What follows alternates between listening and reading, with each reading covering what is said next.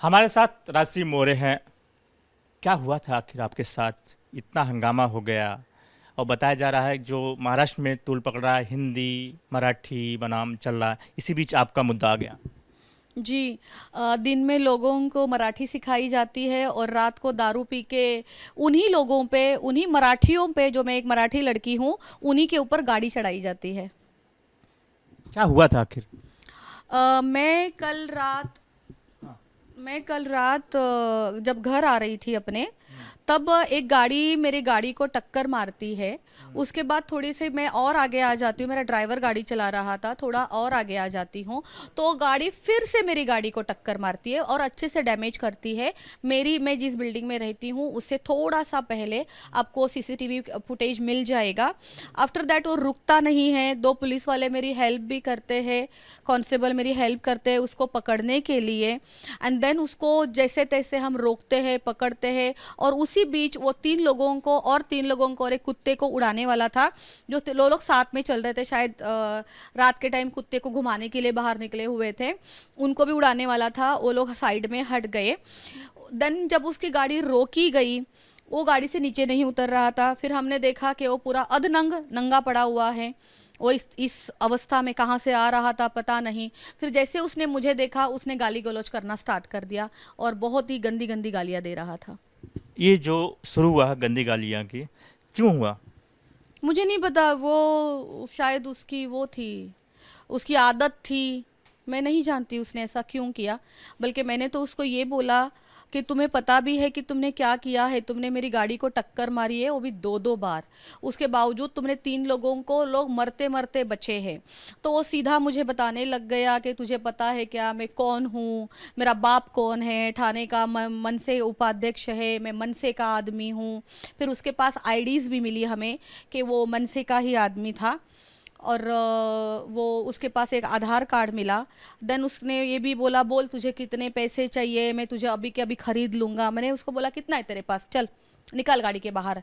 कहता तुझे कितना चाहिए, जितना तूने देखा नहीं होगा ना उससे ज़्यादा मैं तुझे दे दूँगा।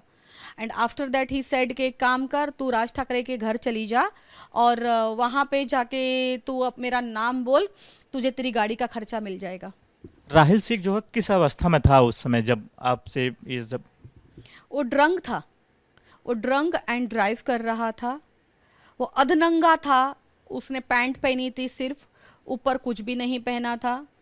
उसकी वल्गर बॉडी शो हो रही थी और पैंट भी आधे से ज़्यादा नीचे गिरी हुई थी, निकली हुई थी।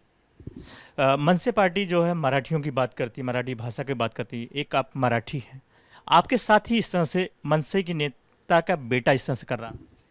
जी। मुझे पहले लगा था कि इनका मराठी वर्सेस नॉन मराठी है, बट अब पता चल रहा है, जिस तरीके से मुझे पिछले 4 दिन से टारगेट किया जा रहा है, कि ये तो किसी के साथ भी खेल सकते हैं।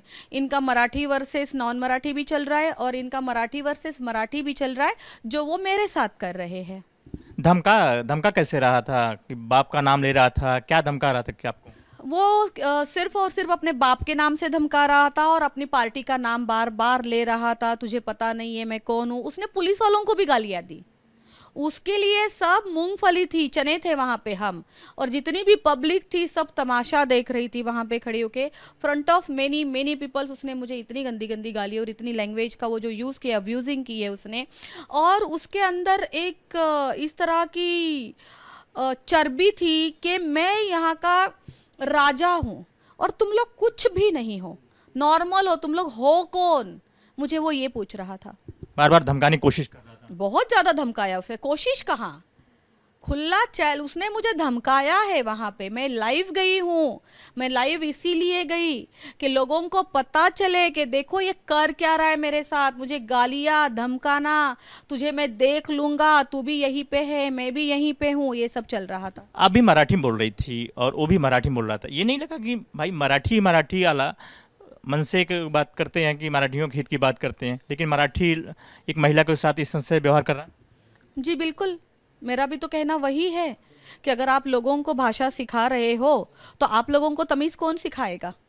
एक छोड़िए मराठी लड़की हो या एक नॉन मराठी लड़की है, तुम सुबह के 1:30 बजे, रात के मिडनाइट के 1:30 बजे एक लड़की को रोड पे गंदी गंदी गालियां दे रहे हो, तुम ड्रंक और ड्राइव कर रहे हो, वो लड़की की गाड़ी ठोकते हो, उसको टारगेट कर रहे हो, ऊपर से गाली गलौज कर रहे हो, उसको धमकियां दे रहे हो, तुम अपनी पार्टी की दोस्त थमा रहे हो, अपना पावर यूज कर रहे हो। जावेद शेख का भी नाम ले रहा था।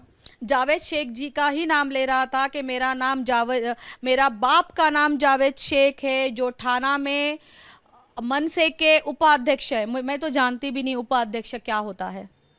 कितनी देर तक ये घटना चली पूरे?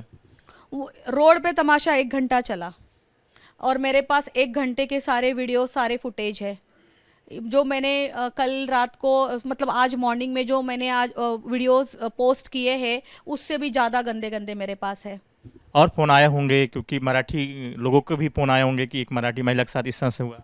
बिल्कुल भी नहीं, मराठी लोगों के किसी ने भी मुझे ना मैसेज आया है ना कॉल आया है। मेरा नंबर इजीली अवेलेबल है गूगल पे। बल्कि कल पिछले 2 दिन से मुझे मराठी लोगों के मेरे इंस्टाग्राम पे सिर्फ और सिर्फ गालियाँ आ रही है। इतनी वाहियात, इतनी मराठी वाली, इतनी गंदी गंदी गालियाँ दे रहे कि तू मराठी होने के बावजूद नॉन मराठियों का साथ क्यों दे रही है। उनका कहना है कि अगर एक अनाड़ी है तो सारे अनाड़ी ही रहे, कोई भी एक समझदार वाली बात ना करे। मैंने कोई गलती नहीं की है एक समझदार वाली बात करके, एक मुद्दा रख के कि क्यों नॉन मराठी के पीछे पड़े हो। खाना खाना है, उनको पेट पालना है, उनको करने दो। वो लोग यहाँ पे मेहनत करने के लिए आए हैं, वो लोग यहाँ पे मुंबई नगरी घूमने के लिए नहीं आए 24 घंटे। आपने हिंदी लोगों के साथ समर्थन में उतरी, इसलिए आपको टारगेट किया गया? हाँ जी, मुझे टारगेट इसीलिए किया जा रहा है क्योंकि मैं नॉन मराठियों के समर्थन में हूँ। आपका मुद्दा कई नेता लोग इसका विरोध भी कर रहे हैं। महाराष्ट्र गवर्नमेंट से क्या डिमांड करेंगी? महाराष्ट्र गवर्नमेंट से तो बस मेरी डिमांड यही है, मैं डिमांड क्या कहूँ, मेरी विनती है अभी भी। सबसे पहले तो आप मुझे प्रोटेक्शन दिलाइए।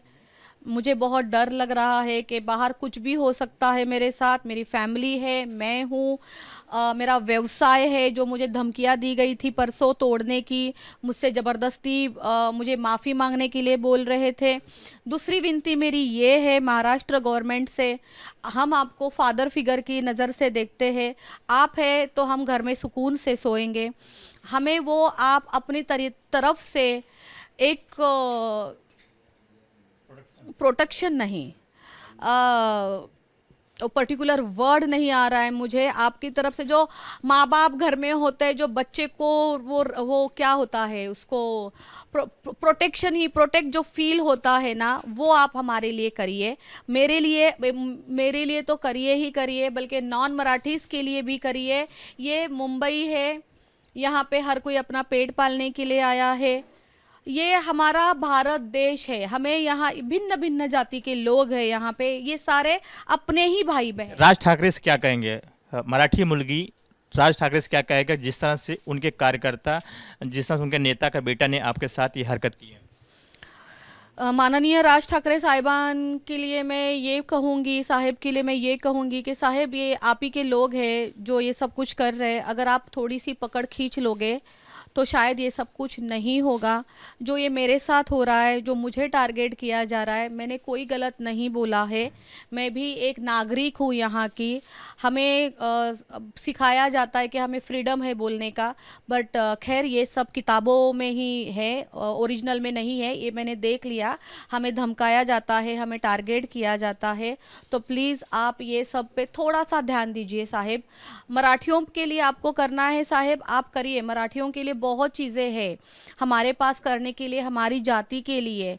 मैं भी आपके साथ में हूँ, बट नॉन मराठियों को सताना ही हमारा काम नहीं है साहेब, ऐसा मुझे लगता है। यहाँ पे सब व्यवसाय कर रहे हैं यहाँ। ये जो कर रही है मनसे पार्टी, क्या आपको लगता है दिखावा है, ये वोट बैंक है? नहीं पता मुझे, मैं नहीं जानती वो इनका दिखावा है क्या है, मैं नहीं जानती। लेकिन बीच बीच में इस तरह से मराठी का मुद्दा लाना, आपको क्या लगता है? अब 2014 में मराठी मुद्दा आया था, उसके बाद 2025 में आता है चुनाव नहीं, मैं मुझे नहीं पता चुनाव, मैं ये सब में मैं नहीं, मैं लॉ नहीं जानती, मैं राजकारण नहीं जानती, मैं मुझे नहीं पता। मुझे इतना पता है कि 2014 में हुआ था, उसके बाद 2025 में हुआ है।